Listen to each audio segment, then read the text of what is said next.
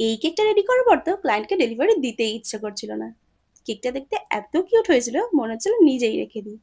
So hello everyone, আমি পিহু। তোমরা সবাই কেমন আছো? আশা করি সবাই অনেক ভালো আছো, আর আমিও খুব ভালো আছি।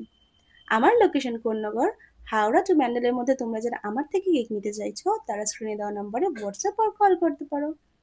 তোমাদের সাথে আমি আজকে যে কেক ডেকোরেশনের ভিডিওটা শেয়ার করছি, সেটা ছিল একজন ছোট্ট প্রিন্সেসের বার্থডে কেক। যে দিদিভাই তার মেয়ের জন্য এই কেকটা নিয়েছিল, সে আমার একজন রিপিটেড কাস্টমার। দিদিভাই ডিজাইনটা পুরোপুরি আমার উপর ছেড়ে দিয়েছিল, বলেছিল তোমার যেটা ভালো লাগে সেটা করে দিও। এই কিউট ডলটা আমি অনেকদিন আগেই এনে রেখেছিলাম, তাই ভাবলাম ক্লায়েন্ট যখন কোনো ডিজাইন বলে দেয়নি, আর সুযোগ যখন আছে নিজের ইচ্ছে মতো ডিজাইন করার, তাহলে ডলটাকেই কাজে লাগানো যাক। যেমন ভাবা তেমন কাজ।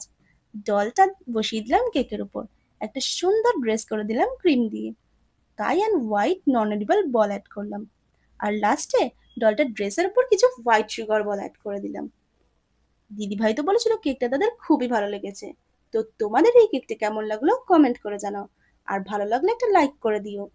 দেখা হচ্ছে নেক্সট ভিডিওতে। Thanks for watching.